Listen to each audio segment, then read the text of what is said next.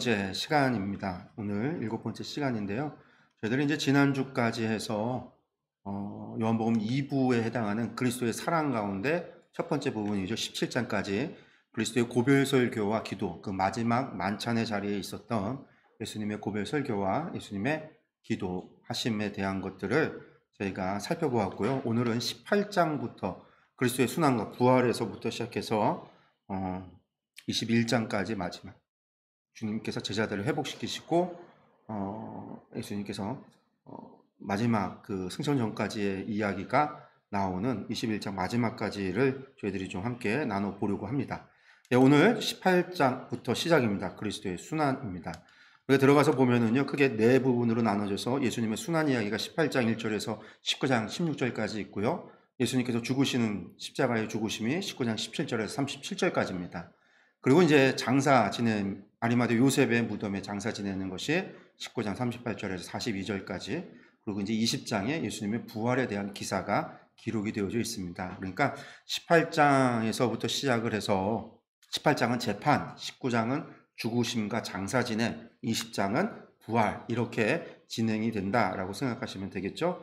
그러면 이제 예수님의 순환, 재판의 과정입니다. 재판의 과정이 어떻게 되냐면 세 번에 걸쳐서 있어지는데, 체포되시는 이야기, 그리고 가야바 앞에 끌려가서 재판받을 때 베드로가 예수님을 부인하는 이야기가 나오고요. 그리고 빌라도 앞에서 재판받으시는, 가야바와 빌라도 앞에서 재판받으시는 이야기로 진행이 됩니다. 먼저 18장 1절에서 11절 체포되심에 대한 부분입니다. 요한복음 18장 1절 말씀을 보면 예수께서 이 말씀을 하시고 제자들과 함께 기드론 시내 건너편으로 나가시니 그곳에 동산이 있는데 제자들과 함께 들어가시니라 라고 하고 있습니다. 네, 지난번에도 저희가 함께 봤던 지도죠. 여기 보면 그림이 동서 단면도 있는데 예루살렘 성전이 있고 동편이 바로 뭐가 있는, 그러니까 서편이죠. 서편에 뭐가 있냐면 바로 이렇게 내려가는 이제 기드론 시내 골짜기가 있어요. 기드론 골짜기가 있고 바로 이제 감난산이라고 하는 산이 있습니다. 그곳이 이제 감난산이고, 그 감난산 중간에 우리가 이제 말하는 겟세마네 동산이라고 불리우는 겟세마네 동산이 있어요. 사실은 산이죠. 감난산 안에 있는 한 부분입니다. 거기를 이제 겟세마네 동산이다라고 이야기하여, 이게 이제 감난산이라고도 하고 올리브산이라고도 하는데 예루살렘보다 더 높습니다. 그래서 이제 중턱 정도, 중턱에서 조금 아래쪽 될까요? 그곳에 겟세마네 동산이 있는데 그곳에서 예수님께서 이제 최후 만찬이 마쳐지면 이 기드론 시내를 건너서 감난산 이 중간에 오르셔서 그곳에서 기도를 하셨다. 다른 복음서를 보면 이제 기도를 하신 거고, 요한복음에 보면 제자들과 거기 함께 가셨다, 거기에 있었다라는 겁니다. 근데 그 밤에 무슨 일이 일어나죠? 가룟 유다가 제사장에게 예수님이 있는 곳을 갖다가 넘기는 거죠. 그래서 이제 그 아랫사람들, 성전 경비병들이에요. 그 군대를 이끌고 예수님을 붙잡으러 옵니다. 그래서 예수님께서 그 당할 일을 다 아시고 나아가 이르되 너희가 누구를 찾느냐? 그랬더니 나사렛 예수라 라고 하니까 거기에 누구도 있다고요? 예수님을 파는 가룟 유다도 그들과 함께 있었다라는 거예요. 재미있는 거는 6절이에요. 예수님께서 그들에게 내가 그니라, 너희가 찾는 나사렛 예수라 라고 했더니 이 사람들이 뒤로 물러나서, 이게 이제 그들이 물러가서라는 건 물러가서 돌아갔다라는 게 아니라 조금 이제 한두 발짝 뒤로 물러서서는 땅에 엎드러졌다라는 거예요. 여러분, 이 순간에도요, 이 사람들이 왜 엎드러졌을까요? 예수님 앞에 경배했다라는 게 아니에요. 예수님께서 내가 그니라 라고 했더니 이 사람들이 놀라서 엎드러졌는지, 혹은 우리가 이제 입신하듯이 이 사람들이 쓰러진 건지, 어쨌든 넘어진 거예요. 자기의 의도에 의해서 넘어진 게 아니라 강건한 어떤 외부적인 신비한 능력에 의해서 이루어진 거죠. 예수님께서 이 순간에서도 뭘 보여주고 계세요? 능력을 보여주고 계시는 거예요. 그러면 예수님이 누구신 줄 알아야 되는 거죠.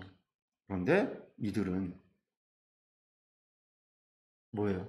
예수님에 대해서 전혀 믿지 않기 때문에. 원래 이제 킹제임스 버전 성경을 보면 여기 이제 엎드러졌다라는 말을 어떻게 되냐면 그들이 뒤로 물러섰다. 그리고 뭐라고 되어 있냐면 그들이 땅으로 떨어졌다라고 표현을 해요. 땅으로 떨어졌다.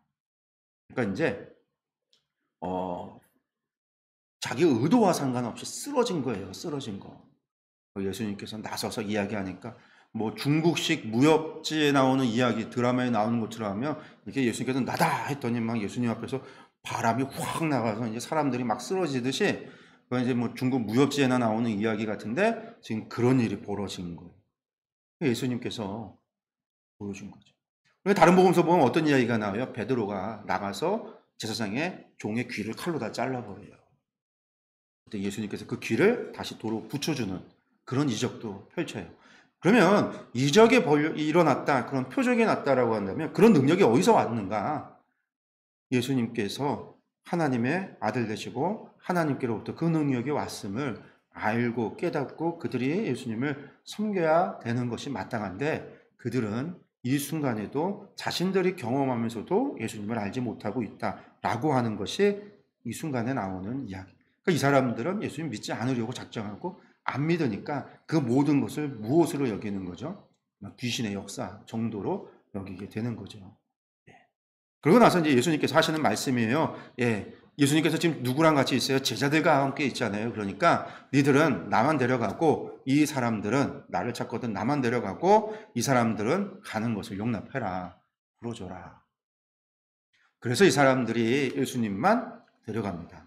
아마도 이 능력이 보인 것 때문에 두려움이 있어서 이 사람들, 다른 제자들에 대해서 체포를 하지 않았었던 것 같아요. 아마 이것 때문에 예수님께서 그러니까 사람들이 쓰러지는 일들이 벌어졌겠죠.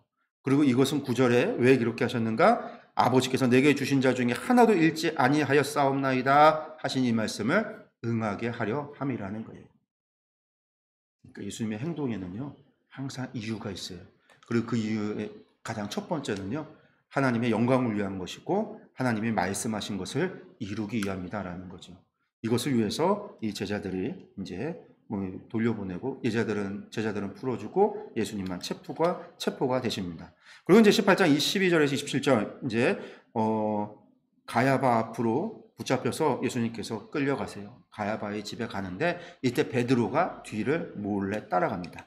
말씀을 보면 군대와 천부장과 유대인의 아랫사람들이 예수를 잡아 결박했다라고 나오죠. 그리고 먼저 안나스에게로 끌고 가니 안나스는 그 해의 대제사장인 가야바의 장인이라고 하고 있습니다. 안나스라고 하는 사람도 대제사장이었어요.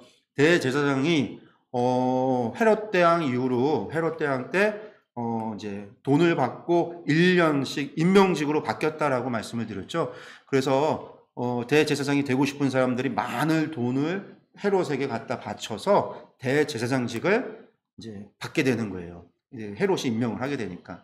그래서 이제 이것이 이제 매점 돈을 주고 샀다라는 거죠. 이제 뇌물로 썼다, 이게 샀다라는 거예요. 헤롯이 죽은 다음에는 그의 아들 헤롯 아킬레오가 분번왕이 돼서 유다를 통치하다가 그 사람이 이제 죽고 쫓겨나게 되고 나서 총독이 다스리게 되는데 로마 총독에게 뇌물을 주고 제사장이 임명을 받아요. 그런데 그 임명을 받는 사람들 가운데 제사장들 가운데 하고 싶은 사람이 얼마나 많겠어요. 당시에는 아론의 자손 가운데 이 엘르아살과 비느하스의 자손들, 그러니까 사독의 계열들만이 대제사장이 되어야 되지만 이 정통 대제사장이 되는 사람들은 중간사 시대 때 전부 다 애굽으로 피난을 가서 도망을 가서 애굽에 있기 때문에 이미 이스라엘에 있는 제사장들 가운데는 대제사장이 될 자격 있는 사람이 아무도 없어요. 그러니까 뭐 이다말 계열이나 사독 계열이 아닌 다른 제사장들은 있지만 그들은 대제사장이 될 수가 없거든요.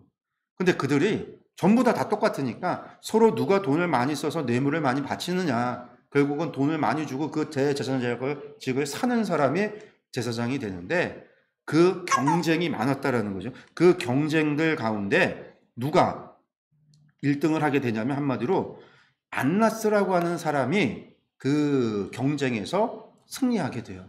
그게 뭐냐면 이 사람이 이제 이때부터 이 사람의 가족이, 이 사람의 가문이 대제사장직을 번갈아 가면서 하게 되는 거예요. 그리고 이제 예수님께서 붙잡히는 그때에는 이제 안나스가 하다가 자식들이 하다가 이제는 사위인 가야바가 하고 있었다라는 거예요. 그러니까 사위까지. 그래서 지금 거의 10여 년 이상을 이 안나스 가문이 이렇게 차지하고 있었어요. 그래서 제가 예수님 성전에 올라가서 그 상점들을 갖다가 뒤집어 엎을 때 그 상점을 흔히 안나스의 상점이다라고 이야기한다고 그랬는데 지도에서 한번 보여드렸죠. 그걸 왜 안나스의 상점이라고 하냐면 안나스 가문이 오래도록 해왔기 때문에, 이 안나스가 오래도록 그 권력을 차지하고 있었기 때문에 그냥 안나스의 상점이다라고 불리게 된 거예요. 어쨌든 여기도 보면은요, 대제사장이 가야바지만 대제사장이 사내들인 공회의 의장이 있고 모든 종교 재판의 의결권이 대제사장이 갖고 있지만 누가 먼저 재판을 하냐면 안나스가, 대제사장도 아닌 이 사람이. 그러니까 이 종교 권력을 누가 차지하고 있었다? 안나스가. 그러니까 이 가야바는 대제사장이 있지만 그 이면에서 이스라엘 전체를 지배하고 있었던 그림자, 뒤에 있었던 어떤 흑막, 그런 게 이제 안나스라는 거예요. 그 사람이 이제 먼저 예수님을 만나요. 예수님이 안나스에게 먼저 끌고 갔다라는 거예요. 그때 시몬 베드로도 쫓아가요. 우리가 알다시피 이제 부인하는 이야기가 나오죠. 베드로와 또 다른 제자 한 사람이 나오는데 이 사람 이름이 나오질 않아요. 그런데 아마 이 사람이 요한이지 않을까. 나중에 보면 예수님 십자가에 달려 돌아가실 때에도 요한이 거기에 있거든요. 그래서 아마 요한이지 않을까라고 추측을 하고, 이 요한이 여기 보면 이제 뭐라고 나오냐면 이 제자는 대제사장과 아는 사람이라. 그러니까 요한과 야고보의 이 집안이 갈릴리에서 물고기 잡고 있지만 대제사장과 알고 지내는 가문, 그러니까 요한과 야고보의 집안은 그래도 좀 부유하고 힘이 있고 대제사장과 어떻게 연결이 되어져 있는 가문이지 않을까라고까지 우리가 추측을 하는 거죠. 어쨌든 이 제자 때문에 대제사장의 집안에 들어갈 수 있었어요. 그래서 이 또 다른 제자는 그 안에 들어가서 뭘 보는 거예요? 모든 재판의 과정을 보는 거예요. 그렇기 때문에 그 이야기가, 그 재판의 과정이 이 제자의 입을 통해서 증거가 됐기 때문에 우리가 이제 성경에 마태, 마가, 누가복음뿐만이 아니라 요한복음 안에서 이 재판의 과정, 재판할 때 가야바가 어떤 질문을 했고 안나스가 어떤 질문을 했고 나중에 빌라도가 어떤 질문을 했고 예수님께서 어떤 대답을 했는지를 알 수 있는 거예요. 왜? 이거에 대한 목격자가, 제자가 있다라는 거니까. 이게 지어낸 얘기가 아니라 증인이 있다라는 거죠. 또 다른 제자가. 그리고 베드로는 못 들어왔어요. 문 밖에 서 있어요.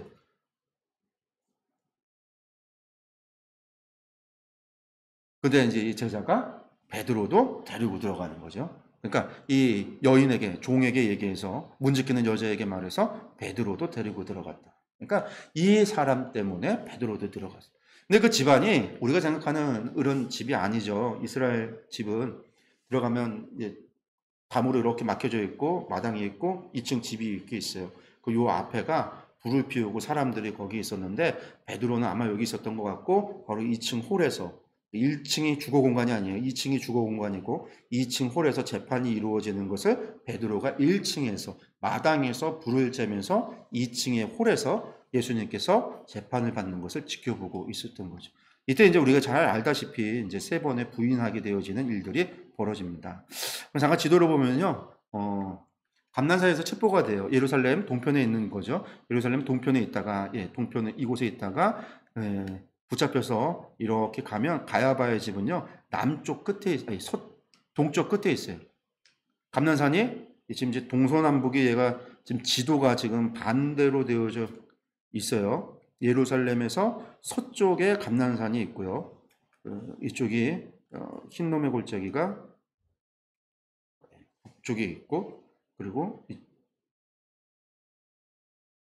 동쪽, 감난산이 서쪽에 있어요. 서쪽에서 동쪽을 바라볼 때 예루살렘이 보이고, 동쪽 끝으로 가면 어디 가야바의 집이 있어요. 그래서 이쪽으로 이제 잡혀가서 이곳에서 재판이 있어지게 됐다라는 겁니다. 우리가 알다시피 여종이 질문하는 이야기 나오죠. 그리고 그 부인했던 이야기가 나오고요. 19절서부터 이제 재판의 과정이 나옵니다. 여기서 이제 재판은 누가 하냐면 19절 시작할 때 대제사장이라고 시작하죠. 그러니까 이제 가야바가 하는 거예요. 가야바가.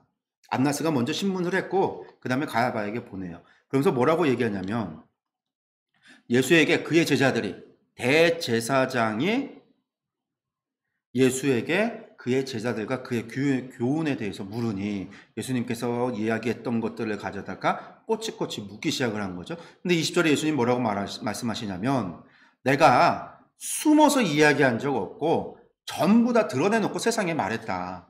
모든 유대인들이 모였던 회당에서 유대인들 모인 자리에서 내가 얘기했고, 성전에서 사람들 다 모였을 때 이야기했지, 내 은밀하게 말한 건 아무것도 없지 않느냐. 근데 뭘 물어보느냐? 도대체 나에게 무슨 죄가 있어서 너희가 묻느냐라고 이야기하신 거예요. 그랬더니 어떻게 해요? 이 말씀하니까 아랫사람 하나가 손으로 예수님을 쳐요. 때려요. 내가 대제사장에게 이같이 대답하냐? 이거 대제사장은 아주 충성하는 종인 거죠. 이게 어디서 건방지게 대제사장님 앞에 이따위로 얘기를 해? 한마디로 이런 식으로 때려요. 그러니까 예수님께서 뭐라고 그래요? 내가 잘못한 것이 말을 잘못했으면 잘못한 것을 가지고 증언해라, 얘기해라. 바른 말 했으면 내가 어떻게 나를 치느냐? 내가 말해. 똑바로 얘기해봐라. 안나스가 예수를 결박한 그대로 대제사장 가야바에게, 이 안나스하고 가야바하고 집이 붙어 있습니다. 붙어 있어. 그래서 안나스가 가야바에게 보냅니다. 가야바의 집에서 안나스가 있었다라고도 보여지기도 하고, 우리 이제 그 부분에 대해서는 정확하지 않은 성경에 나오지 않는데, 어쨌든 안나스가 신문이 끝나고 나서 가야바에게 보내요. 그러고 나서 또 베드로의 부인 이야기가 또 나옵니다. 이게 교차돼요. 예수님 그 재판하는데 또 베드로가 부인해요. 그리고 또 물어요. 그랬더니 27절에 또 부인해. 그리고 나서 닭이 울더라. 공간복음서에서는 3번 닭이 울었고 3번 부인했다라고 하는데, 요한복음에는 그렇게 나오지 않고 닭이 울기 전에 내가 3번 부인한다라고 말씀하세요. 그래서 닭이 한 번 운 것처럼 닭이 울고 나니까 베드로가 자기가 예수님이 하신 말씀이 생각이 나는 거죠. 그렇게 부인하는 이야기가 나옵니다. 그리고 나서 이제 18장 28절에서 19장 16절까지가 가야바 빌라도에 걸쳐서 재판받는 이야기가 나옵니다. 한번 지도 먼저 보면은요. 여기 보시면 빌라도 법정은 어디에 있냐면요. 다시 예루살렘 북쪽에 있어요. 여기가 이제 안토니오 요새라고 불리우는 요새예요, 요새. 그래서 여기에 로마 군인들이 거기에 있고, 거기에 총독이 있었어요. 그래서 그 총독 빌라도에게 데리고 가는 거죠. 데려가는 겁니다. 근데 재미있는 거는요, 여기 보시면 그들이 예수를 가야바에게서 관정으로 끌고 가니 안토니오 요새입니다. 새벽이 된 거예요. 새벽이 됐다라는 건 이제 해가 떠오르기 시작했다라는 거예요. 우리가 이제 해가 뜨기 전에도 밝아오잖아요. 그러니까 새벽이 됐다는 건 밝아오는 상황, 그때가 됐어요. 그런데 그들이 뭘 하냐면요, 더럽힘을 받지 아니하고 유월절 잔치를 먹고자 하여 관정에 들어가지 아니하더라. 그 얘기는 유월절 잔치를 먹고자 한다라는 거는 아직 유월절 잔치를 먹지는 않은 거거든요. 그래서 요한복음의 날짜가 공간복음서랑 다르다라는 거예요. 재판이 언제 벌어지냐면 유월절 준비일인 목요일에 벌어지는 거예요. 그날에 유월절 양을 잡아야 되고, 그 양을 잡고 그 밤에 이제 금요일 밤이 되어지는 때에 그 양고기와 무교병을 먹어야 되는데, 부정해지면 못 먹어요. 우리 이제 얼마 전에 민수기 강의하면서 그 얘기가 나왔잖아요. 부정해진 사람이 첫 번째 유월절을 못 지키게 되니까 어떻게 해요? 우리도 유월절 지키고 싶다 하니까 한 달 뒤에 지켜라. 그래서 첫째 달 14일에 유월절 지켜야 되는데, 둘째 달 14일에 유월절을 다시금 지킬 수 있도록, 그들만 지킬 수 있도록 허락을 하고, 지켜지고 나서 20일 날 떠나게 되는 거죠. 그것처럼 더러워지면 못 먹어요. 유월절 못 보내잖아요. 그러니까 이 사람들이 유월절 지키겠다고 이방인의 건물에 들어가고 이방인을 만나면 부정해진다는 거예요. 그래서 못 먹겠다. 근데 얼마나 웃겨요. 지금 이 사람들이 뭐 하고 있어요? 불법 재판을 하고 있잖아요. 예수님에게 죄가 없음에도 예수님 앞에 누명을 뒤집어 씌우고 거짓말을 행하고 있고, 그렇게 예수님을 증오하고 미워해서 예수님을 죽이려고 하고 있어요. 어떻게 보면 십계명상에 예수님이 하나님이신 줄 모른다 하더라도 이 사람들 거짓말을 하고 있고 예수님을 죽이려고 하는, 살인을 하려고 하고 있는 거예요. 그것도 나아가 하나님이신 예수님을 갖다 죽이려고 하는 신성모독을 하고 있는 거예요.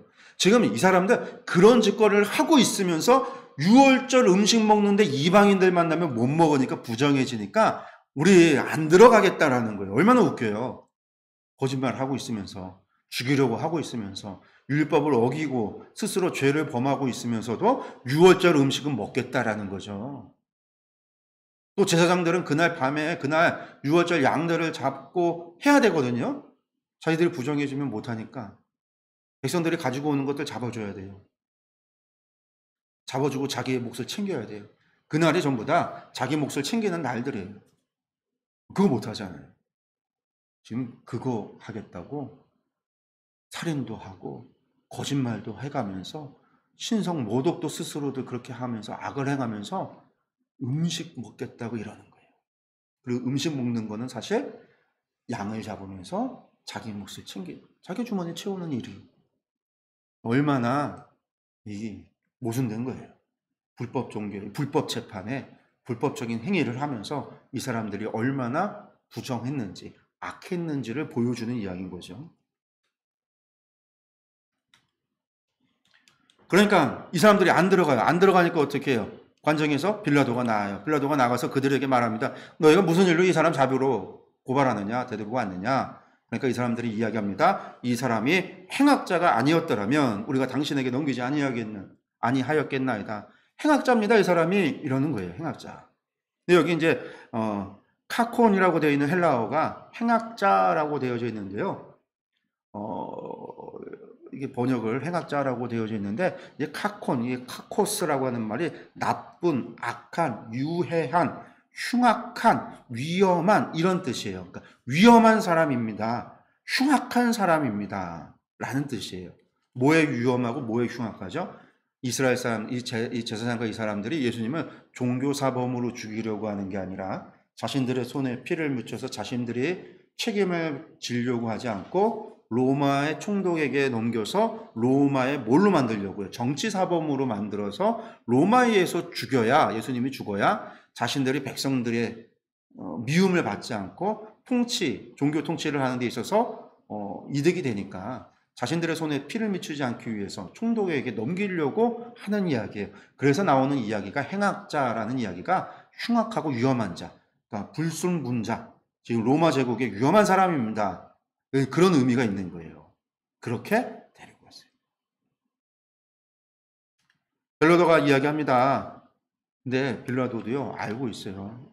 제가 요한복음 강의 때 말씀드렸던 것이 있지만 총독들은 절기 때, 이스라엘의 절기 때가 되면 원래 총독은 가이사랴 도시에 거기에 머무는데, 거기 머물다가 이스라엘이 절기가 되면 사람들이 모이니까 사람들이 모였을 때 분란이나 어떤 반란이나 어떤 소동이 일어날 것을 대비해서 군대를 이끌고 안토니오 요새, 원래는 소수의 군대만이 주둔하는데 총독이 군대를 이끌고 안토니오 요새에 들어와요. 그래서 이 도시를 감시를 하는 거예요. 그래서 절기 때 소동이 일어나지 않도록. 그래서 그 과정에는요, 많은 군사들을 보내서 상황들을 살피는, 한마디로 뭐 정찰 임무를, 정보 수집의 일들을 하는 게 당시 총독이 하는 일들이었어요.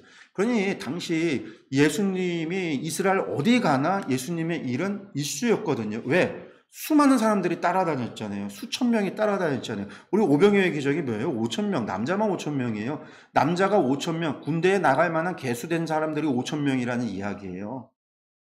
그러니 그 사람들이 순간 몽둥이 하나만 들면 5천 명의 반란군이 될 수 있거든요. 그래서 예수님이 실제로 다니는 모든 움직이는 곳에 군중들이 모이는 그런 곳에 로마 제국에서 예수님에 대해서 감찰을 하거나 아주 주시하고 있었다라는 이야기도 있어요. 그런 이야기들이. 빌라도가 당연히 예수님에 대해서 아는 거죠. 그래서 여기서 바로 이야기해요.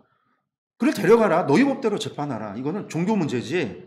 이 사람이 반란을 일으키지 않았다라는 거 빌라도가 알고 있다라는 거예요. 앞서 행악자다라고 하는 얘기가 단순히 악을 행했던 사람입니다. 그러니까 우리 말하면 경범죄 혹은 뭐 살인 사건을 행했던 어떤 그런 사범입니다. 그게 아니라 이 사람은 정치 사범입니다. 이 사람은 반란을 행했습니다라고 하는 카콘이라는 거예요. 그걸 빌라도가 알기 때문에 아니, 니들 법대로 해라. 종교법에서도 니들 가운데서도 사람을 죽이고 뭐 어떻게 추방을 하고 아예 뭐래요? 자기네 유대교 안에서 뭐래요? 추출하는 게 뭐였죠? 말이 생각이 안 나는데 하여튼 출교할 수 있기도 하고 쫓아내는 것도 있고 죽일 수도 있고 돌로 쳐서 죽이는 즉각 처분 같은 경우도 있거든요. 우리 사도행전에서 스데반을 죽이듯이 종교적인 이유로 직결 처분을 하듯이 그런 종교법으로 할 수 있으니까 너 가져가라라는 거예요. 근데 유대인들이 하는 얘기는 우리에게 사람 죽이는 권한이 없습니다. 이 사람들은 끝까지 지금 뭘 얘기하냐면 예수님을 종교사범이 아니라 정치사범인데 정치사범에 대해서 우리가 죽일 권한이 없습니다 라는 거죠. 그러니까 이는 예수께서 자기가 어떠한 죽음으로 죽을 것을 가리켜 하신 말씀을 응하게 하려 합니다. 그러니까 이 사람들은 자기들의 의도대로 하는 것 같지만 마치 그 모든 것은 하나님께서 계획하신 대로 지금 되어서 가는 거다라는 이야기이기도 합니다.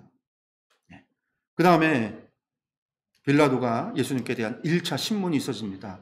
관정으로 들어가서 예수님을 불러요. 그래서 예수님이 관정 안에 들어갑니다.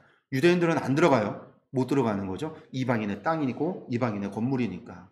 그래서 대놓고 묻습니다. 왜? 저들이 뭐라고 물었으니까 정치사범으로 몰고 있으니까 묻는 거예요. 네가 유대인의 왕이냐?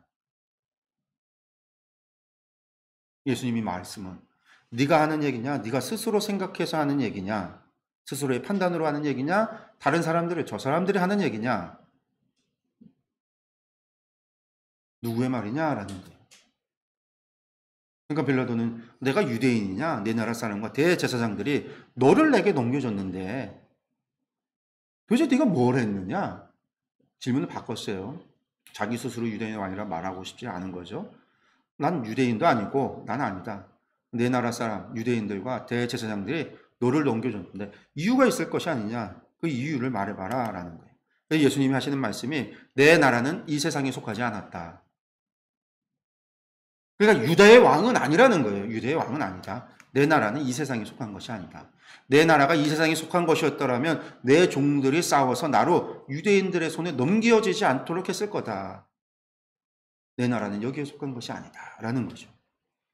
이거는 이 세상에 속하지 않았다라는 얘기는 도대체 뭘까요? 이 땅의 나라들이 아니라는 거예요.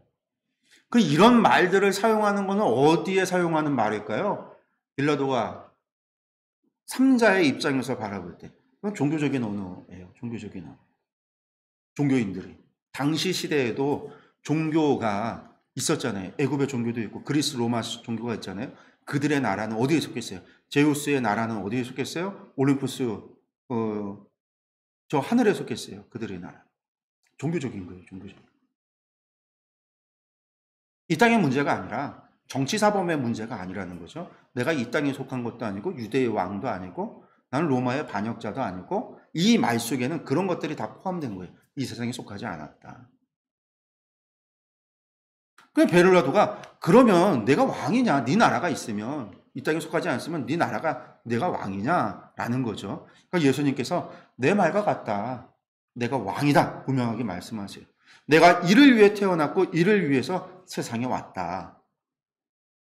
근데 온 게 뭐예요? 이 땅에 그러면 내가 왕으로 와서 이 땅에서 유대 나라를 차지하고 로마를 무너뜨리고 이 땅에 내 나라를 세우는 것? 그게 아니라는 거예요. 뭘? 진리에 대해서 증언하려고 왔다. 이게 종교적이에요. 종교 지도자들이 하는 일이 뭐예요?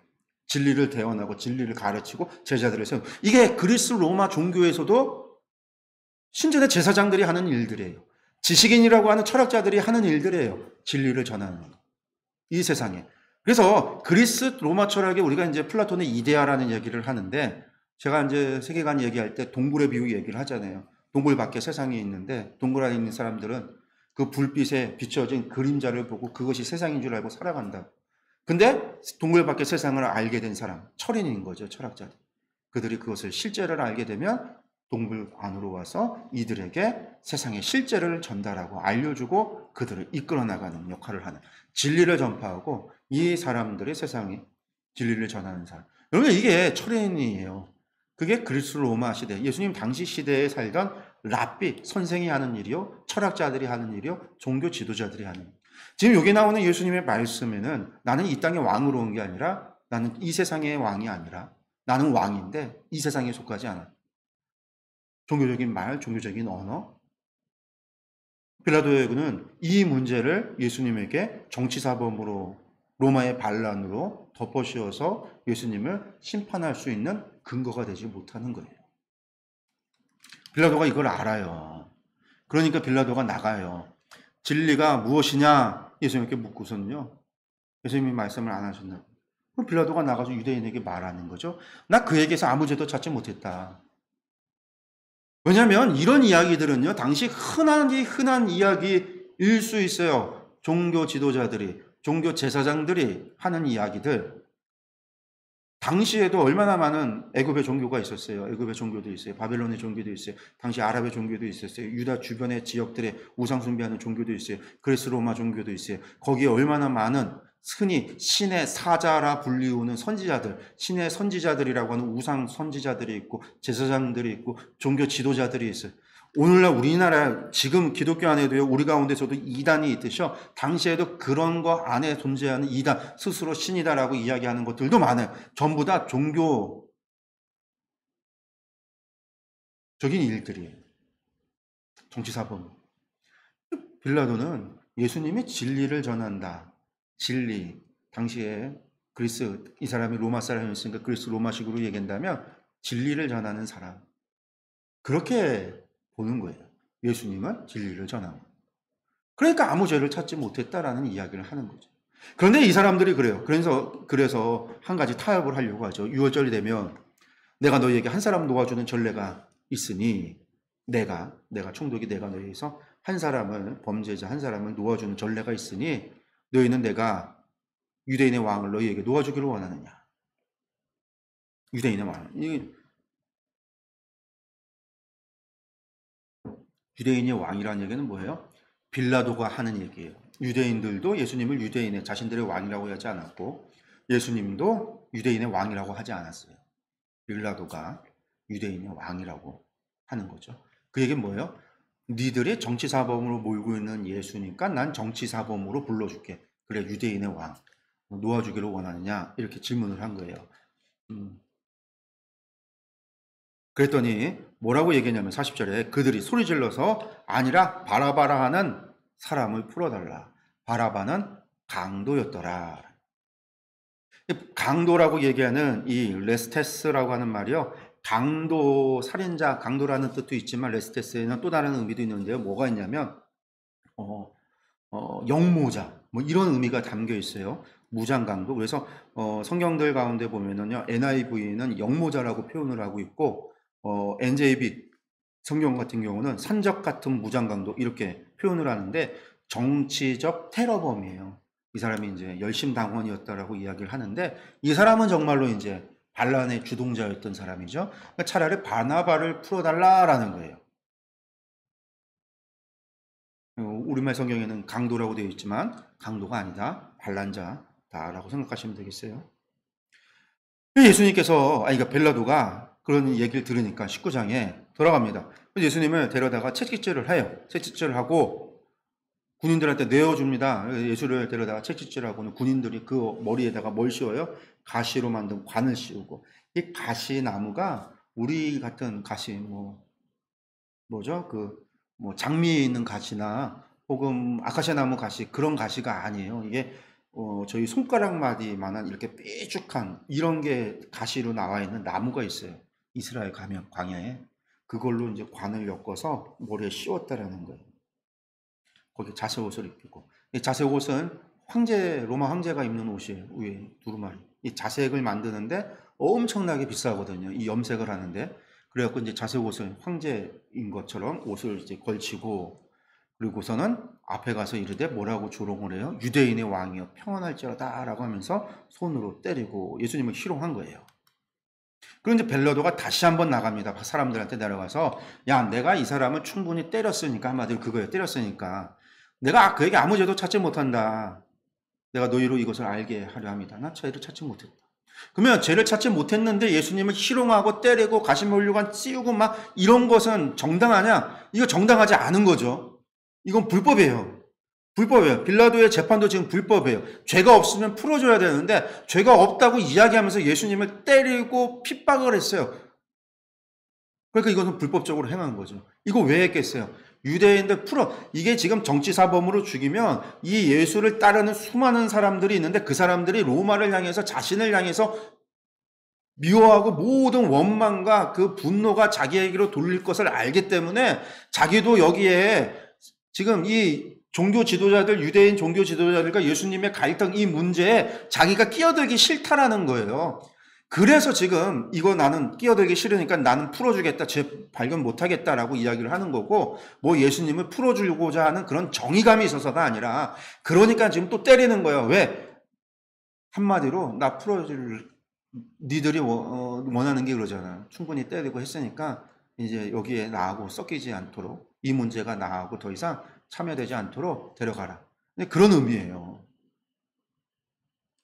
그래서 예수님 이렇게 희롱하고, 여러분들 채찍에 때렸다라는 거는요, 그냥 채찍이 아니에요. 로마인들이 사용하는 채찍에는요, 채찍 끝에 뭐가 달려있냐면 뼈 조각이 달려있어요. 쇳덩어리나 뼈 조각이. 그래서 때리면 그 뼈 조각이나 쇳 조각이 사람 몸에 박혀서 그 살을 파내요. 긁어내는 거예요. 파내서. 그래서 한 번 맞으면 도랑같이 살점이 뜯겨나가서 피를 흘려요.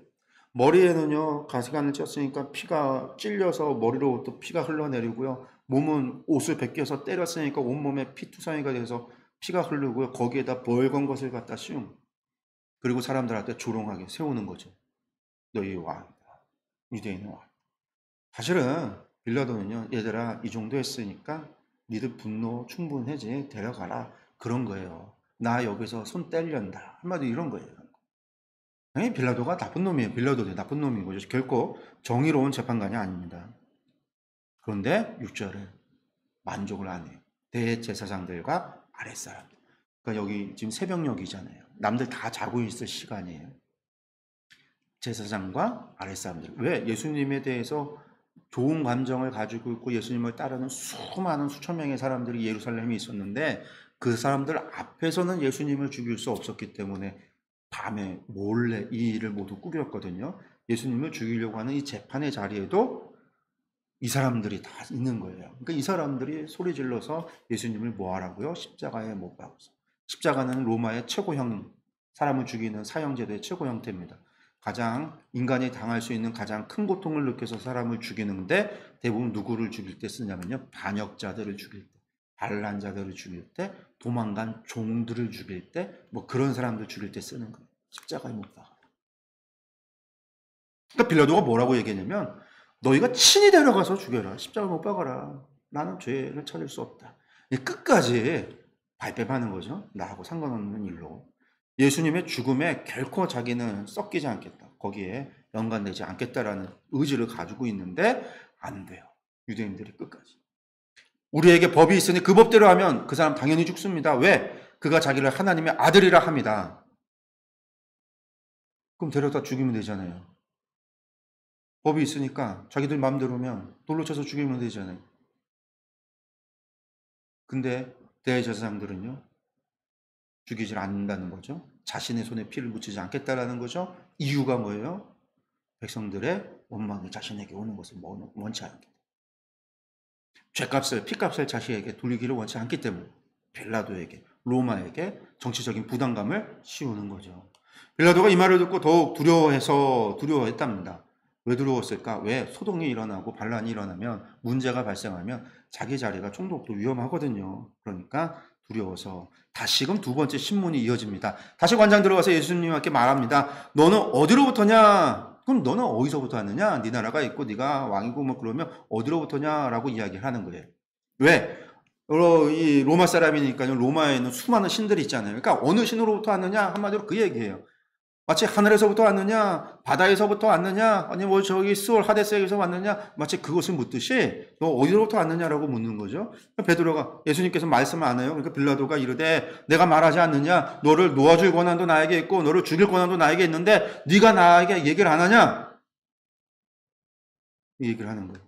그러니까 예수님께서는 끝까지 위에서 주지 않으면 나를 해야 할 권한이 너에게 없다.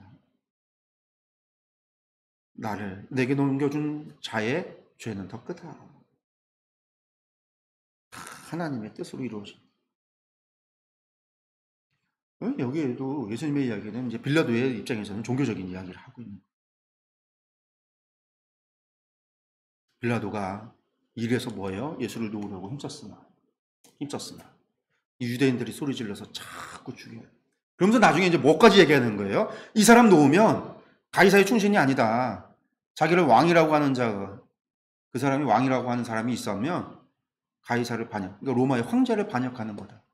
그 반역하는 자를 풀어주면 총독이 황제의 충신이 아니다. 이거 지금 이렇게 되면 이게 난리가 나서 이소동이 로마에게 이 당시에 편지를 써서 상소를 한단 말이에요. 그러면 쫓겨나요. 우리 아퀴나스가 헤롯 아퀴나스가 쫓겨나게 될 때 이 유대인들이 로마에다 진정서를 써서 편지를 써서 막 들고 일어나서 데모를 했어요.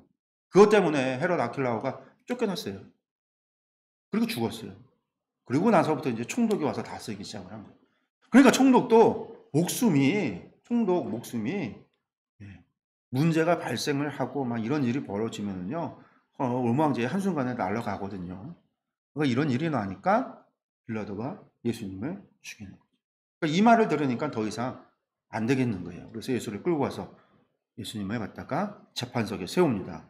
공식적인 자리에 세웁니다. 그리고선 이야기를 하죠. 이날은 어떤 날이냐면요, 6월절의 준비일이었다라는 거예요. 목요일이었다라는 거예요. 목요일날 준비. 제 6시라 6시 12시 된 거예요. 6시. 빌라도가 유대인들에게 이르되, 이미 이제 해가 떠서 낮이 된 거예요. 너희 왕이다. 공식적인 자리에서요. 그러니까 사람들은 뭐예요? 우리 왕이 없이 하소서, 그는 우리 왕이 아닙니다 라는 거죠. 십자가에 못 박게 하소서 소리쳐요. 그러면서 대제사장들이 대답하되 뭐라고 해요? 가이사, 로마의 황제 아니고는 우리의 왕이 없습니다. 이런 얘기를 해요. 그래서 15절의 장면이요, 이 말씀을 읽으면요, 슬퍼요. 참. 사사기의 말씀이 생각이 납니다. 사사기. 이스라엘 가운데 왕이 없으므로 자기 소견대로 그들이 자기 좋을 대로 소견대로 행하였더라. 여러분들 그 결과가 어떻게 됐죠? 사사기 암흑시대. 이방 나라에게 지배를 당하고 고통을 당하고 범죄했던 왕이 없으므로 자기 소견대로. 근데 이스라엘에 왕이 없지 않았잖아요. 여호와 하나님께서 그들의 왕이셨단 말이에요. 다윗이 왕이었어도 다윗은 하나님의 종이었어요. 왕이 하나님의 종이고 이스라엘의 주인은, 참된 주인은, 이스라엘의 참된 왕은 하나님이셨어요.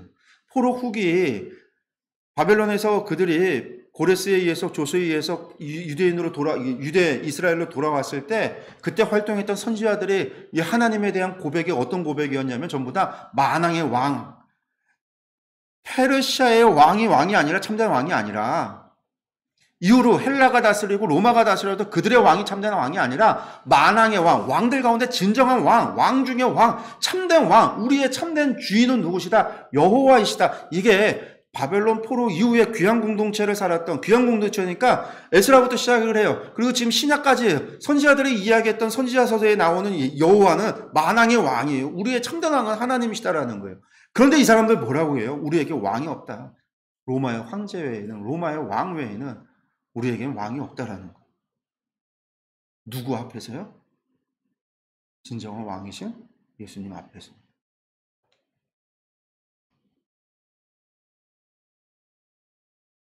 이 장면이, 15절의 이 말씀의 장면이, 그래서 이 말씀을 읽을 때마다 대제사장들이 대답하되 가이사 외에는 우리에게 왕이 없나이다 하니 슬퍼요. 슬퍼요. 우리 대제사장들은 누구예요? 이스라엘의 종교 지도자들.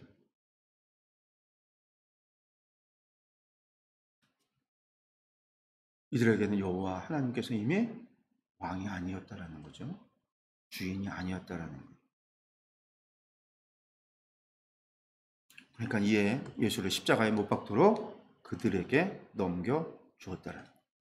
19장 17절부터 37절까지가 예수님께서 죽으심에 대한 이야기입니다. 세 번째, 이제 안토니오, 이 관정 안토니오 요새에서 어디로 가요? 골고다 언덕으로 가요. 성 밖에 있습니다. 그런데 바로 붙어 있어요. 골고다 언덕이라고 하는 곳이 바로 붙어 있습니다. 그 골고다에 예수님을 끌고 가서 그곳에서 예수님을 십자가에 매답니다. 말씀 보면 그들이 예수를 맡으면 예수께서 자기의 십자가를 지시고 해골, 히브리 말로 골고다라고 하는 곳으로 갑니다. 그리고 그곳에서 예수님을 못 박을 때에 두 사람, 좌우에 두 사람도 같이 못 박았다는 거죠. 이때 이제 빌라도가 패를 써서 십자가 위에 붙이는데 뭐라고 쓰냐면 나사렛 예수 유대인의 왕, 이렇게 기록을 합니다. 죄명이 뭐다? 유대인의 왕이다. 이거는 이 유대 지도자들, 대제사장들이 인정하지 않는 거죠. 얘기하지 않았어요. 이 제목으로 고소한 것도 아니었어요. 예수님도 유대인 왕이라고 하지 않았어요? 빌라도가 한 얘기였어요. 이 빌라도는 끝까지 유대인의 왕으로서 예수님을 갖다가 죄목을 다룬 거예요. 근데 여기 보니까 못 박힌 곳이 성에서 아까 지도에서 가깝죠. 바로 붙어 있었어요. 유대인들이 소문이 나서 몰려와서 보기 시작을 하는. 그들이 와서 보는데 거기 뭐라고 써 있어요? 히브리 말로 써 있고 로마 말로 써 있고 헬라 말로 써 있어요. 나사렛 예수 유대인의 왕 써 있었다라는 거예요. 모든 사람이 알아듣고.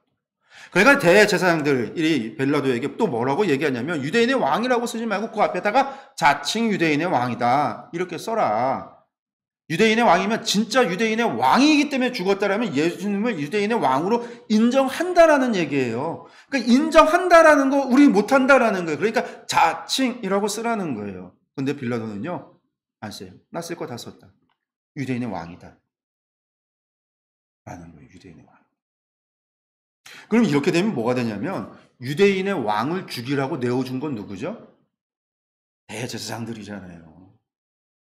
대제사장들이 이렇게 써주면요 자신들이 정치적 부담을 안는 거예요. 그러니까 자칭이라고 써달라. 끝까지 비겁하고 끝까지 악한 거예요. 빌라도는 또 그거 다 알아요. 이 사람. 끝까지 자기 빠져나갈 구멍을 끝까지 만들어내요. 이 사람이 뭐 의롭고 뭐 예수님에 대해서 정말 죄 없는 걸 알아서 예수님을 살리려고 구명을 하 그런 게 아니라 아주 이기적이 자기 자신만 아는. 그래서 이제 필로에 이 알렉산드리아의 필로라고 하는 유대인이 이 빌라도에 대해서 평가한 글을 보면 지금도 남아있는 필로의 책을 보면 이 빌라도가 아주 야비한 사람, 자기 자신을 욕심, 탐욕스럽고 야비한 사람 뭐 그렇게 표현을 해놔요. 그러니까 자기만을 위해서 자기 살 길, 자기 이 지위를 유지하기 위한 그 방법으로 이런 것을 한 겁니다.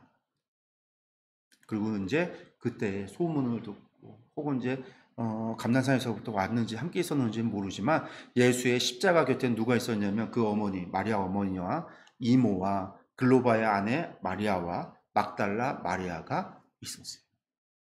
요 여인들을 가리켜서 뭐라고 이야기하냐면요. 갈릴리로부터 예수님을 따라온 여인들이라는 거예요. 다 갈릴리 출신들이에요. 갈릴리에서 따라왔던 여인들. 그들이 예수님의 십자가 자리까지 지켰어요. 그때 26절에 예수님께서 말씀하십니다. 자기 어머니와 사랑하시는 제자가 곁에 서 있는 것을 보고 사랑하는 제자가 있다라는 거죠. 그 사랑하는 제자가 누구였을까? 아마 이 제자가 아까 그 제사장 그 집에까지 들어갔다 왔었던 그 제자였을 것으로 보는데 뒤에 가면 이 제자가 누군지 어쨌든 우리가 추측해 볼 수 있는데 이 사랑하는 제자 뭐 어쨌든 뭐 우리가 다 아는 얘기니까 미리 말씀드리면 요한이죠. 요한복음의 저자였던 요한인데 이야기합니다. 자기 어머니께 말씀하면서 보셔서 여자여 보소서 아들입니다.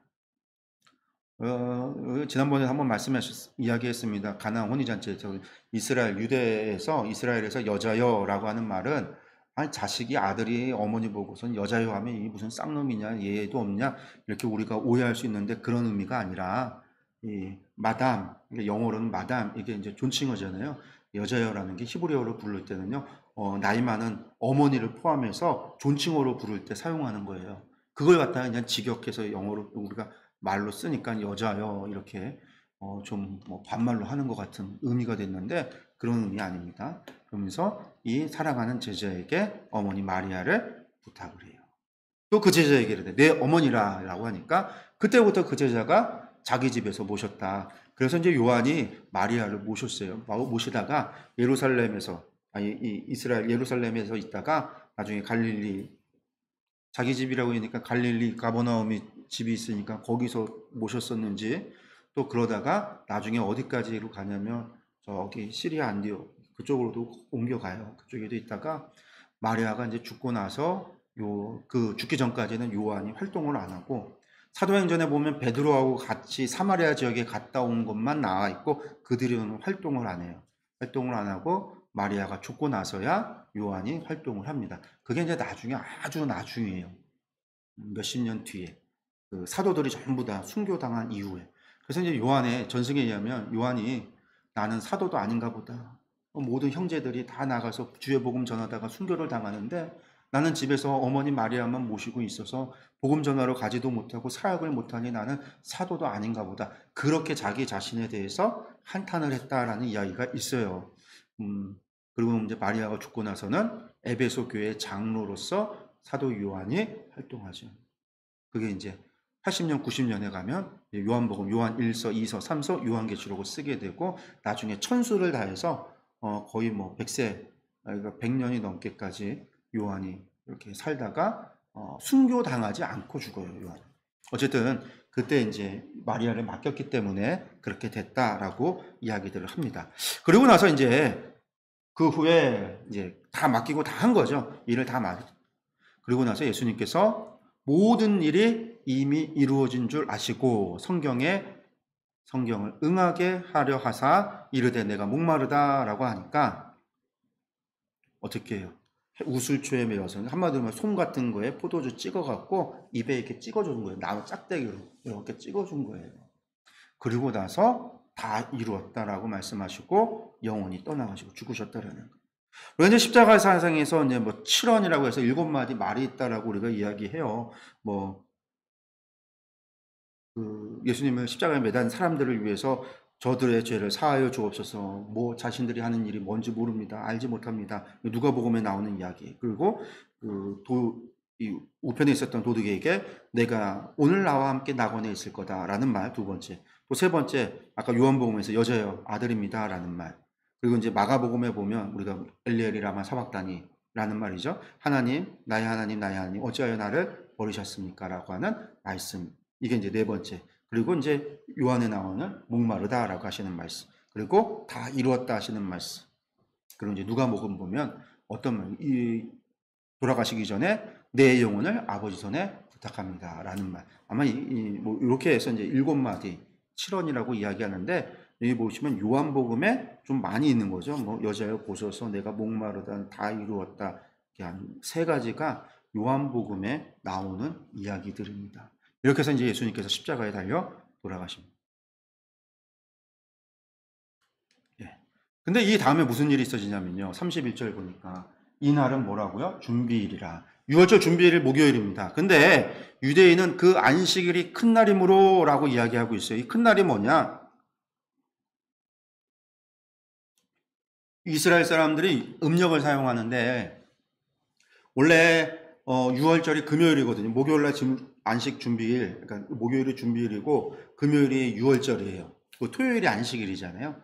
음력 때문에 날짜가 변경이 되는 때가 있어요. 그래서 어떻게 되냐면 6월절이 준비일이 금요일이고 6월절이 안식일이 돼서 안식일과 6월절이 만나지는 동일하게 토요일 안식일날 이루어지는 해들이 있어요.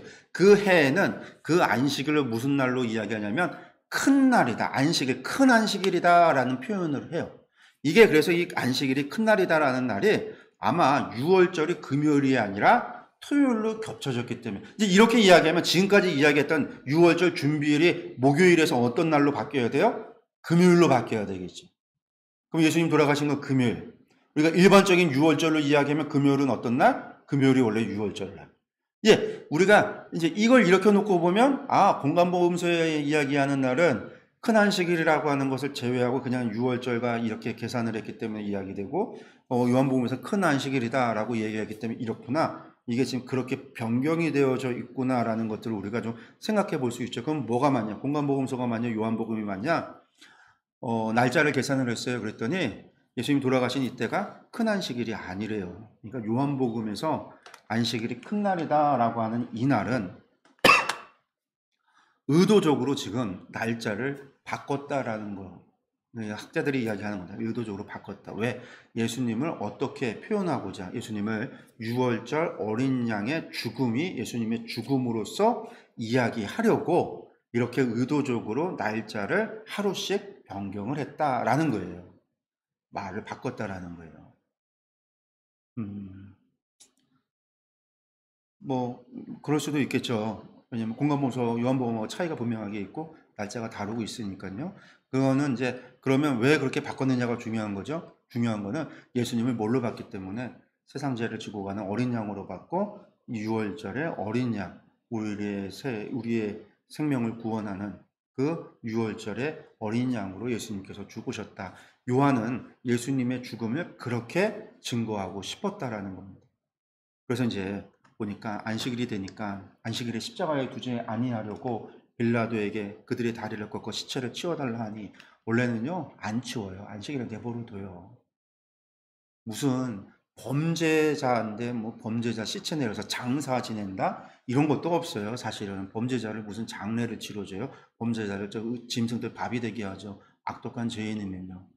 장례 치러주고 하는 일이 없어요. 근데 어쩌다 보면 뭐 어떤 경우에는 이렇게 시체를 내어주는 경우가 있었다라고 하는 기록들이 좀 남아 있는데 일반적인 것은 아니에요. 근데 어쨌든 치워달라고 해서 그러면 예수님이 시체를 내려서 어떻게 해야 되냐면 그 시체 버리는 데다가 태우는 데다 버리든지 들에다 버리든지 내다 버려야 돼요.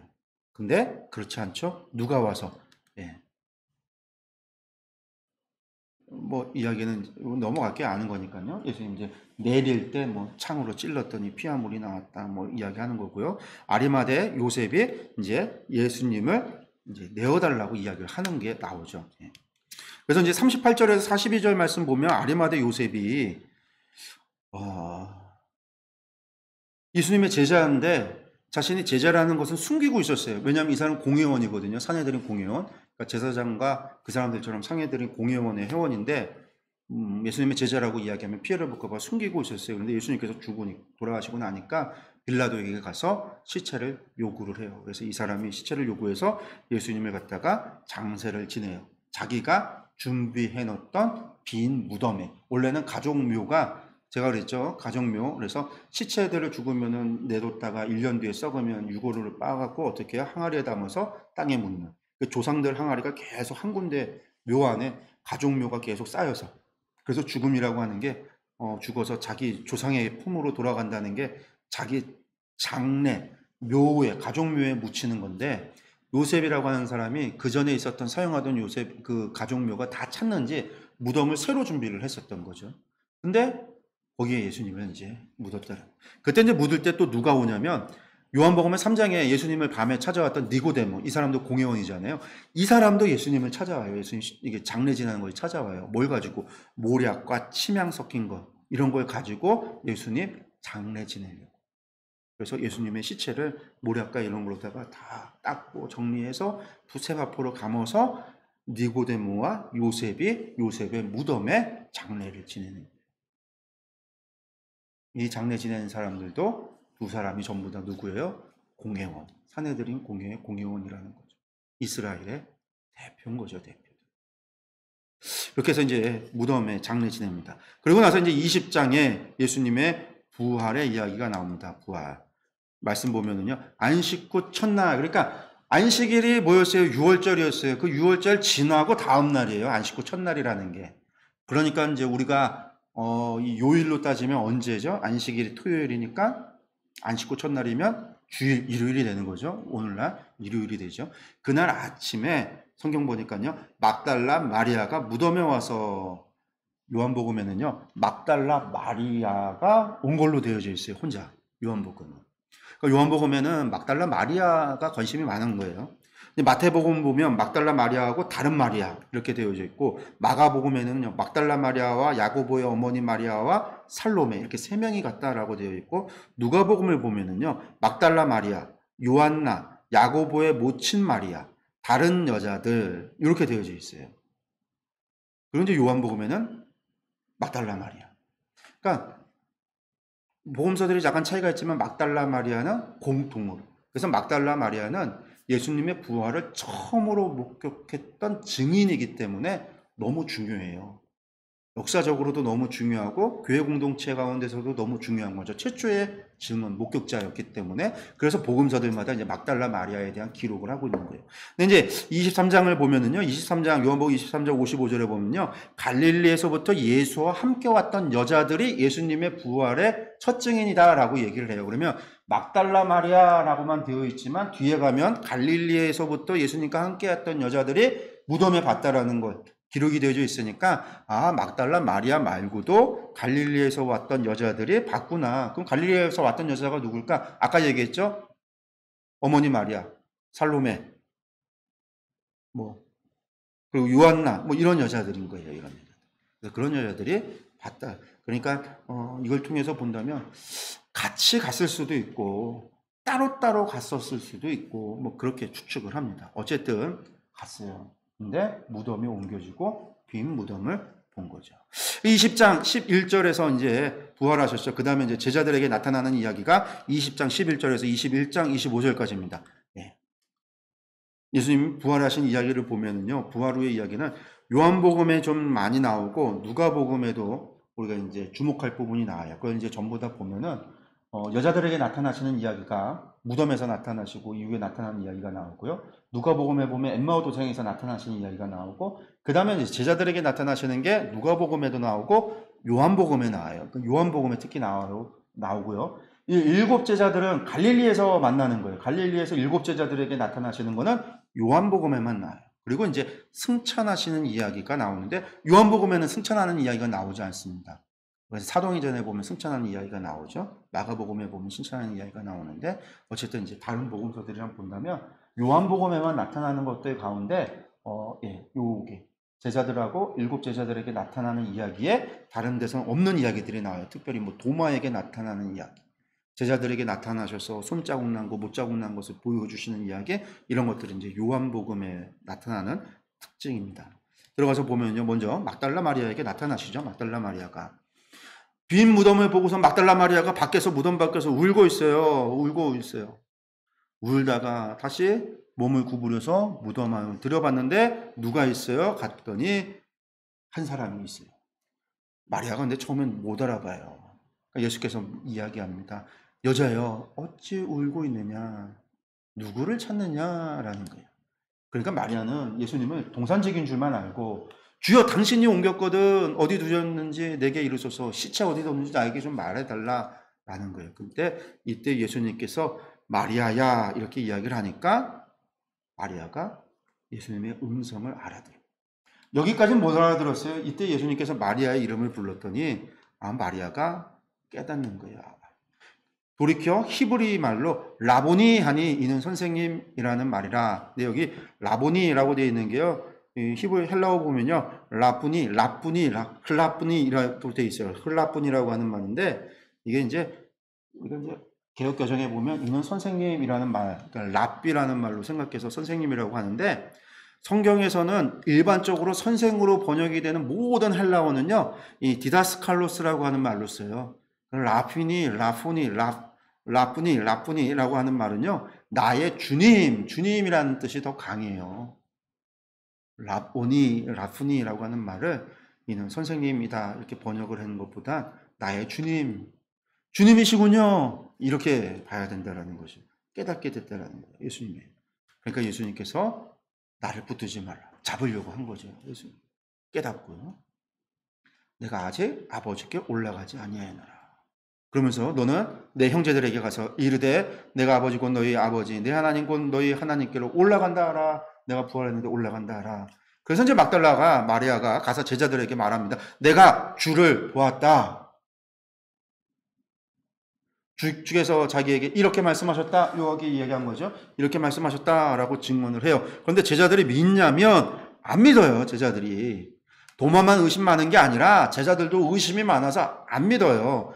예수님께서 제자들에게 나타나세요. 도마가 없을 때 나타나세요. 도마가 없을 때 제자들에게 나타내요. 이날 그 안식 후 첫날 저녁, 안식 후 첫날 주일. 아까 새벽에 봤죠. 아침에 본 거예요. 아침에 보고 저녁에 예수님 또 만나는 거죠. 저녁에 제자들이 모여 있는데 문을 다 닫아놨는데 예수님께서 갑자기 그 가운데 나타나신 거예요. 텔레포트 하듯이 갑자기 뿅 하고 예수님이 나타나는 거예요. 문을 열고 들어오신 게 아니라는 거예요. 지금 이 문을 다 두려워서 닫아놨다라는 거는 숨어 있다라는 얘기고 문을 다 닫아서 숨어 있다라는 얘기. 거기에 예수님이 나타났다. 이거는 좀 기적적으로 하나님 예수님께서 나타났다라는 거예요. 그래서 예수님께서 평강이 있을지어다. 갑자기 사람이 확 나타나면 두렵잖아요. 무섭고 갑자기 뭔 일인가 귀신인가. 그러니까 당연히 평강이 있어라라는 거죠. 그러고선 어떻게 해요? 손도 보여주시고요. 옆구리도 보여주시고요. 왜? 제자들이 믿었으니까요? 아니요. 안 믿었으니까. 막달라 마리아가 예수님 살아났다고 했는데 안 믿었으니까 예수님께서 나타나셔서 평강이 있어라라고 한 다음에 손 보여주시고요. 창자국 보여주시고 옆구리 보여주시고요. 내가 부활한 예수 너희의 스승이다라고 보여주신 거예요. 그러니까 제자들이 보고 기뻐했다. 도마만 의심 많은 게 아니라 제자들도 안 믿고 있었다라는 거예요. 그리고 예수님께서 또 이야기합니다. 뭐를요? 너에게 평강이 있을지라 하면서 하나님께서 나를 보내신 것처럼, 아버지께서 나를 보낸 것처럼 나도 너희를 보내겠다. 그러면서 이 말씀하고, 내가 보내겠다 이 말씀하고 제자들, 그들을 향해서 뭐예요? 숨을 후 내쉬면서 성령을 받으라. 이 장면이 특별한 거죠, 여러분들. 우리가 그냥 읽으면 아 그런가 보다라고 넘겨가는데요. 우리가 창세기 말씀을 생각하면요. 진흙으로 사람을 만들고 그 입에 하나님께서 뭐예요? 생명을 불어넣으사 후 하고 불어넣으사 사람이 창조하셨잖아요. 그때 불어넣을 때 생명을 불어넣었다. 영을 부어넣었다라는 단어를 보면 똑같아요. 여기서 예수님이 말하는 성령을 받으라라고 하는 거. 하나님께서는 인간을 만들고 생명을 우리에게 주셨고요. 숨을 불어넣으셔서 생명을 주셨고 예수님께서는 우리에게 숨을 불어넣으시면서 성령님을 주셨다. 예수님을 마치 누구처럼요? 창조의 하나님처럼. 예수님은 하나님이시다라고 하는 것을 다시 한번 요한은 보여주는 거예요. 이 사건을 통해서. 예수님이 우리에게 성령님을 불어넣어 주셨다. 그리고 23절에 너희가 누구의 죄든지 사하면 사하여질 것이요 누구의 죄든지 그대로 두면 그대로 있으리라 하시니라. 여러분들 23절 이야기를 오해해서는 안 됩니다. 카톨릭에서는요 여기서 너희가 누구의 죄든지 할 때 너희가 누구를 봤냐면요 사도들만 본 거예요. 사도들에게 특별히 베드로에게 이야기했다라고 이야기를 해요. 베드로에게 수제자 베드로 이래서 이것이 누구에게요? 교황에게로만 이어져 가는 죄 사하는 권능이라는 거예요. 교황에게 있는.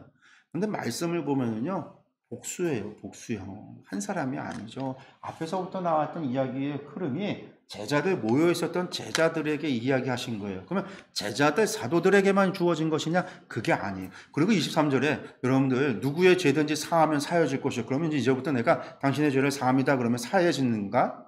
여러분들 죄 사하는 권능은 누구에게 있어요? 하나님께 있잖아요. 하나님께 있는 거예요. 우리는 하나님의 은혜로 말미암아 죄를 용서받았음을 선포하는 거예요.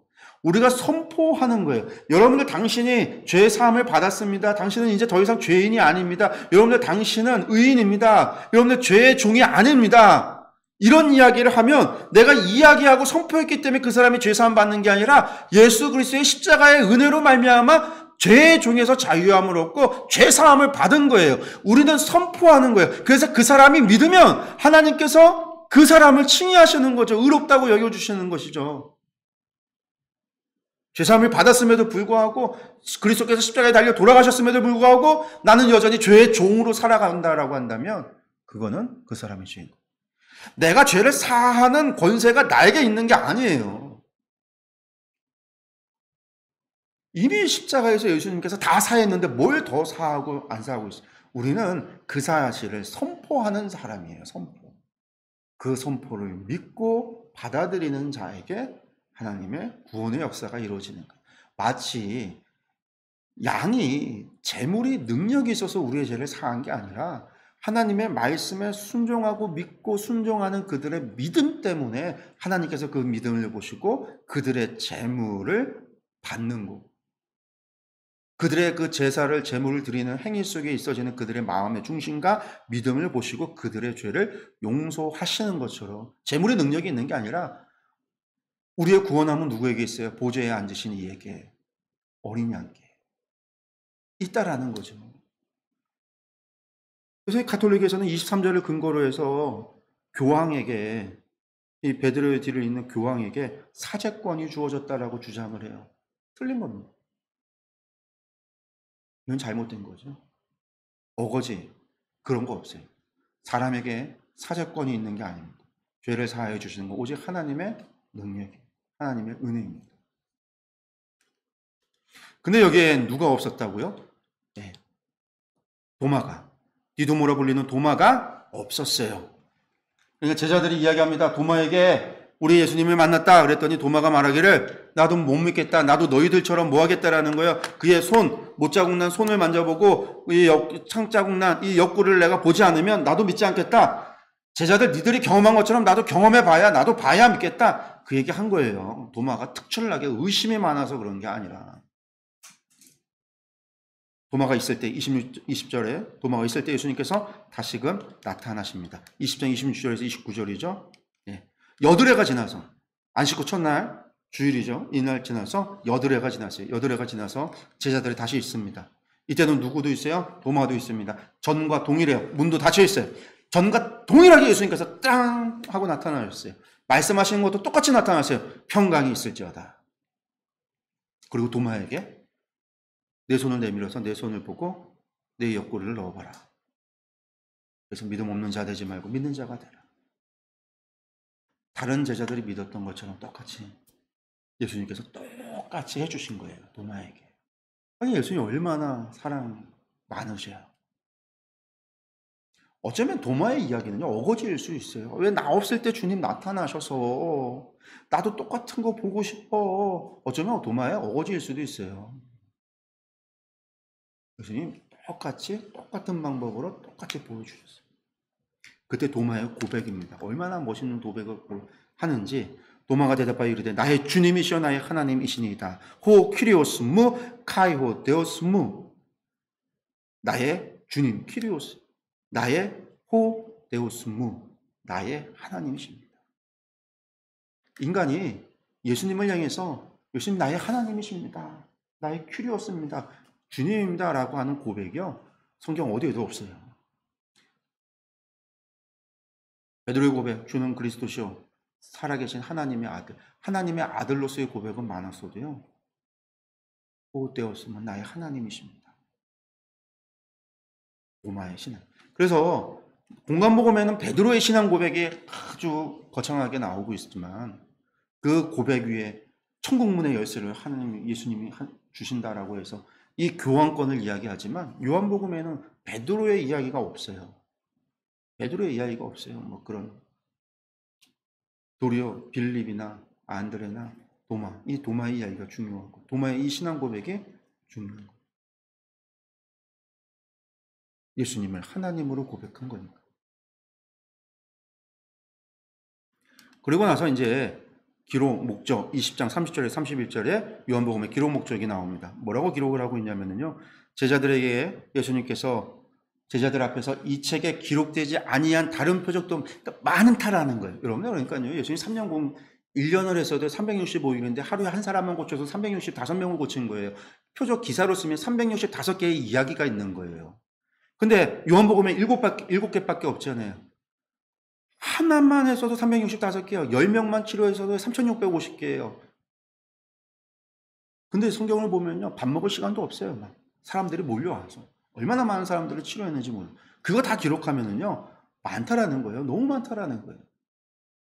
근데 내가 필요한 것만 했다라는 거죠. 왜? 이것을 기록하는 것은 너희로 예수께서 하나님의 아들 그리스도이심을 믿게 하려 함이요.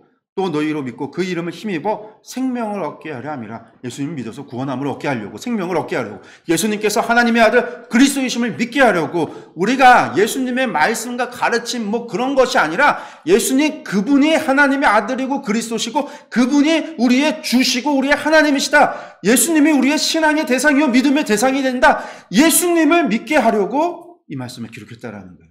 그래서 표적인 거예요. 예수님을 믿게 하려고 하는 표적이라는 거예요. 예수님을 믿게 하려고 하는 증거라는 거예요. 증언이라는 거예요.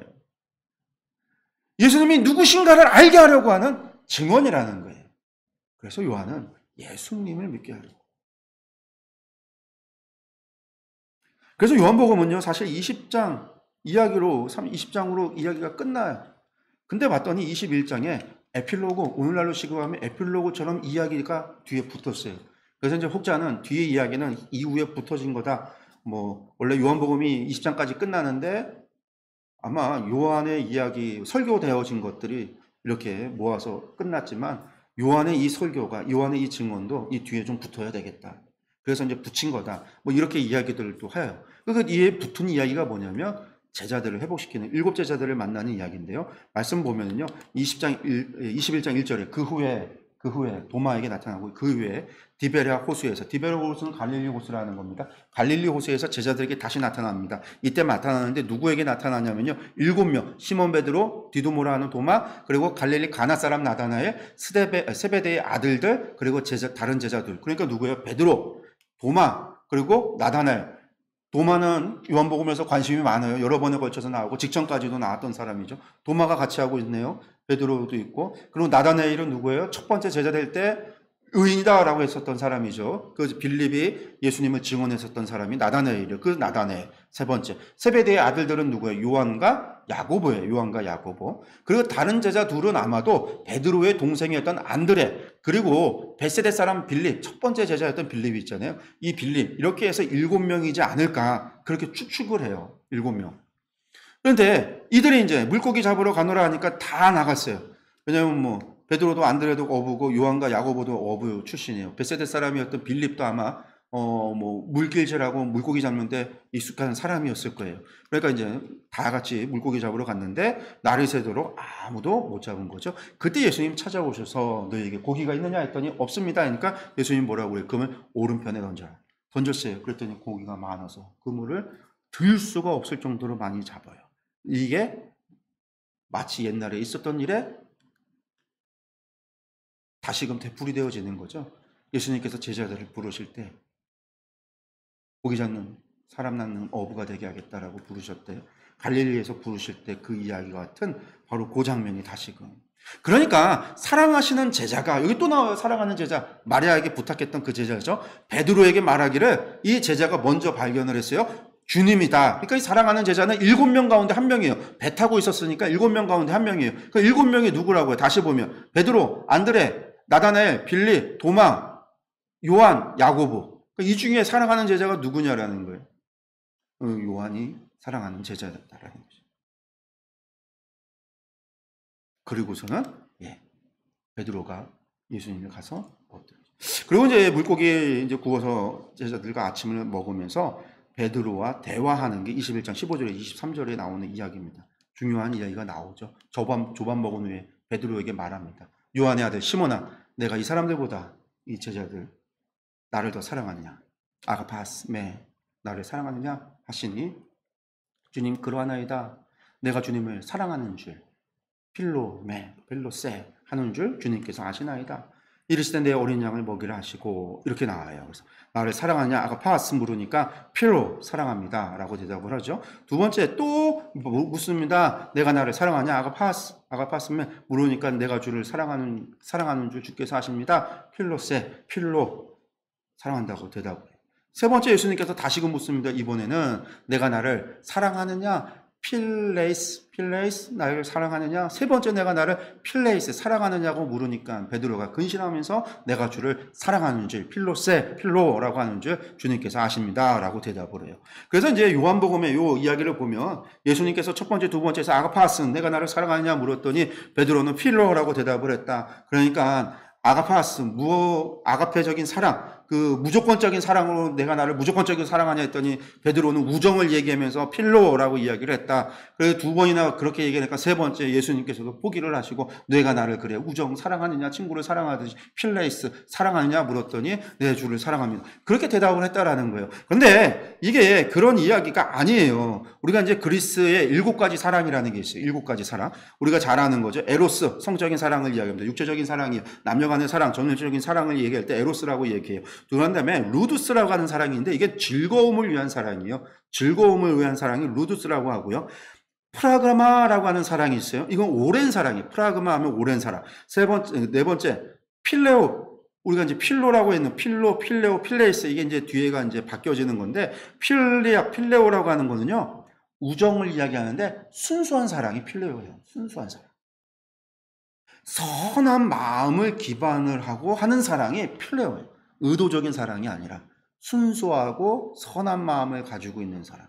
그게 이제 우정이라고 하는 게 그런 사랑의 일종이다라는 거예요. 그러니까 우정이 크고 그 안에 이게 아니라 순수하고 선한 의도로 하는 사랑 가운데 우정도 있었다는 거예요. 우정을 그렇게 본 거죠. 그리고 이제 필라우티아라고 자기의 자존감. 이런 게 있어요. 이게 필라 오테아라고 하고요. 그리고 이제 영혼을 향한 사랑, 아가페. 이게 영혼에 대한 사랑이에요. 아가페.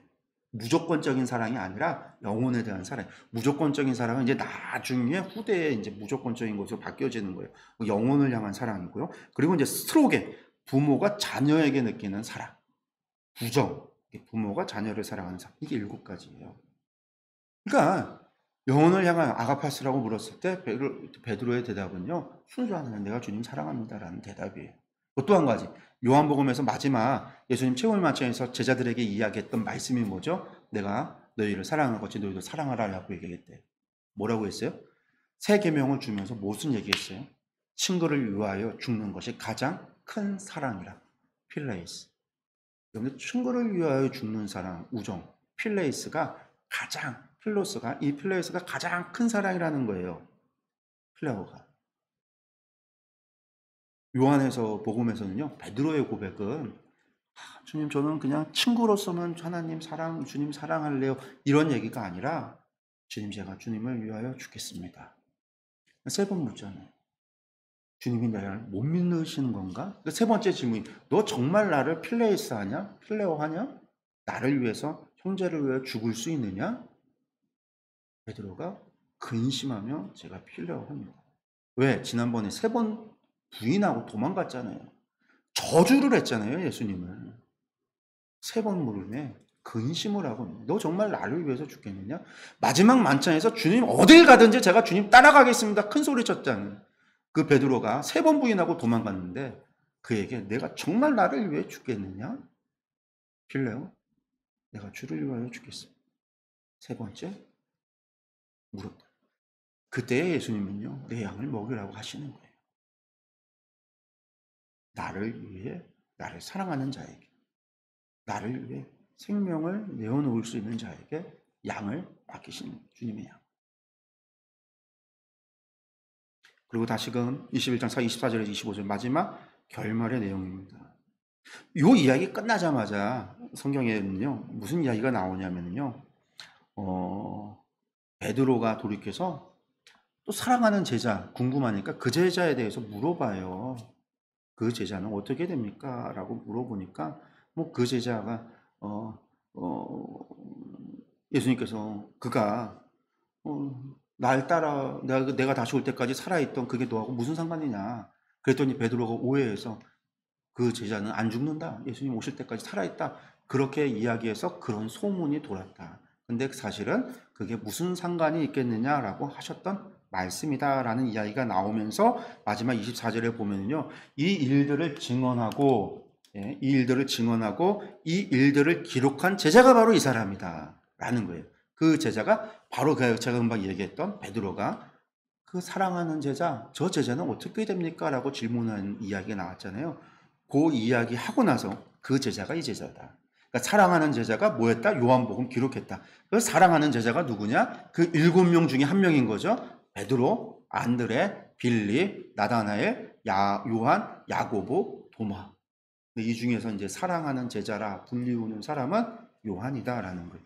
왜냐하면 이 야고보는 일찍 죽어요. 가장 먼저 순교해서 야고보는 죽고 없고, 나머지 제자들인데, 나머지 제자들은 뭐 베드로는 베드로 복음이 따로 있어요. 베드로 복음이라는 책도 있고 외경이긴 하지만, 그리고 이제 베드로 서가 존재하죠. 도마도 도마 복음이 따로 있어요. 도마 복음이 있어요. 외경이긴 하지만. 뭐 나다나엘에 대한 거는 뭐 그런 건 없지만 요한에 대한 것은 이제 요한의 증언이다라고 이야기를 합니다. 그래서 우리가 이 요한복음이 요한이구나. 그러면서 25절 이 외에도 너무 많아서 낱낱이 기록되면 이 세상에 이 책을 두기에도 부족하다. 그런데 이것만 기록했다라는 거예요. 다시금 요한복음의 결론을 다시 한번 보면은요, 너희로 예수께서 뭐라고요? 하나님의 아들 그리스도이심을 믿게 하려 함이고 너희로 믿고 그 이름을 힘입어 생명을 얻게 하려 합니다. 요한복음을 기록한 이유가 바로 이거다. 그 예수님의 사랑, 그것을 내가 너희에게 증언하고 있다. 이게 이제 요한복음이 우리에게 전하고 있는 바입니다. 그래서 요한복음은요, 육신이 되신 말씀 그리스도, 예수님께서 이 땅 가운데 오셨는데 말씀이 육신이 되어 이 땅 가운데 오신 하나님이시다라는 거예요. 예수님이 하나님이시다. 그 전까지 예수님은 뭐 구약의 예언자들이 예언했던 그 메시아다, 그리스도다 이런 이야기들로서 인간 예수로서의 고백과 증언은 많았어요. 하나님의 아들이라고 하지만 하나님의 아들이 신적인 존재가 아니라 인간적인 존재로서의 하나님의 아들로 예언의 성취로서의 예수님에 대한 이야기, 그렇게 예수님에 대한 증언은 있었지만 예수님 그분이 하나님 그분이시다라고 하는 거, 하나님이 육신이 돼서 이 땅 가운데 오셨다라고 하는, 성육신 돼서 우리 가운데 왔다라고 하는 것이 요한의 증언이라는 거예요. 그래서 우리가 요한의 증언을 통해서, 요한복음을 통해서 예수님께서 하나님이셨구나, 성자 하나님이시구나 라고 하는 사실을, 예수님이 우리의 예배와 경배의 대상이 되시는구나, 우리의 믿음의 대상이 되어지시는구나, 그 하나님이 오늘도 어제도 내일도 우리와 함께하고 계시고 우리를 위하여 중보하고 계시고 지금도 저 어린 양 보좌에 앉으신 이 옆에 계신 분으로서 우리를 위하여 중보하고 계시구나 라고 하는 사실이 우리가 기억해야 될 것 같습니다.